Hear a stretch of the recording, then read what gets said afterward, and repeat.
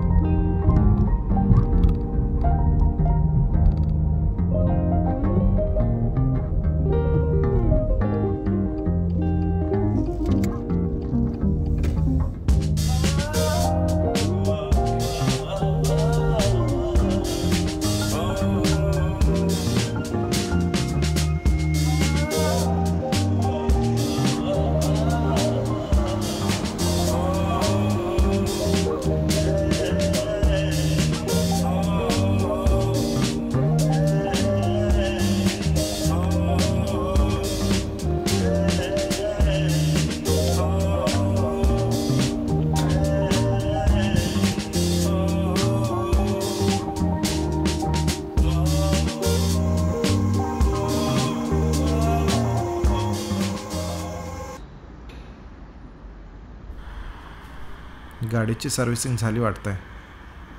चला इथून निघूया आपण आता. हे झाल्यानंतर आता आपल्याला सुपर मार्केटला जायचं आहे.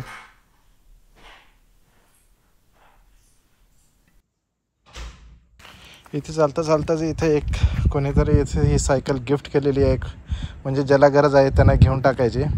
इथं चू फर्शंकन म्हणून लिहिलेलं आहे. याचा अर्थ असा की ज्याला पण पाहिजे असेल तो ह्या सायकलला घेऊन जाऊ शकतो. पण मला वाटलं मी घेऊन जा, पण पाहिलं इथं टायर पंक्चर झालेलं आहे. टायर पंक्चर झालेलं आहे, फक्त तेवढं करावं लागेल. पण माझ्याकडे ऑलरेडी सायकल आहे, त्यामुळे मी काही ही सायकल घेऊन जाणार नाही. ज्याला गरज असेल तो घेऊन जाईल आता इथं. म्हणजे इथं अशा वस्तू ठेवल्या जातात रोडवरच, आणि म्हणजे जुन्या पण चांगल्याच असतात. मी जेव्हा बघतो तर ते चांगलेच दिसतात, आणि ज्यांना गरज असेल तो येऊन घेऊन जातो. तो जर्मनीची ही प्रथा मला खूप छान वाटते. म्हणजे जे जुन्या वस्तू आहेत ज्यांना किंवा ज्यांना काही गरज नाही त्या वस्तूंची, ते असंच रोडवर ठेवतात, आणि मग ज्याला गरज असेल तो येऊन घेऊन जातो.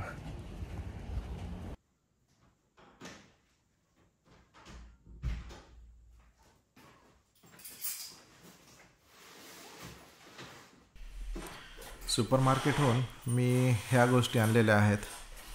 केळी ॲपल म्हणजे सफरचंद, लसण, ब्रेड, टिश्यू पेपर, तेल पण सूर्यफुलाचं तेल आहे, त्यानंतर दूध पण म्हणजे पुढच्या आठवड्यात लागेल, आणि हे जे आहे एक हनी, आणि ते दुसरं जे आहे ते हे आहे आपलं बेसिनमध्ये जे पाईप ते साफ करण्यासाठी लिक्विड आहे, आणि एक चण्याचा डब्बा. आता ह्या सगळ्या गोष्टी मी किचनमध्ये लावून टाकतो, जिथल्या तिथं ठेवून देतो, नाहीतर डायनिंग टेबलवरच असा पसारा होऊन जाईल. चला, केळी सफरचंद ठेवून देईल.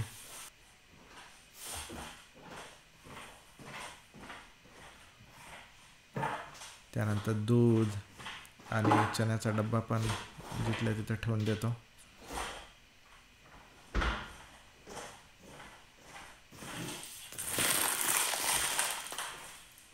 चला, या सगळ्या गोष्टी जागेवर ठेवून देईल. जास्त पसारा नको डायनिंग टेबलवर.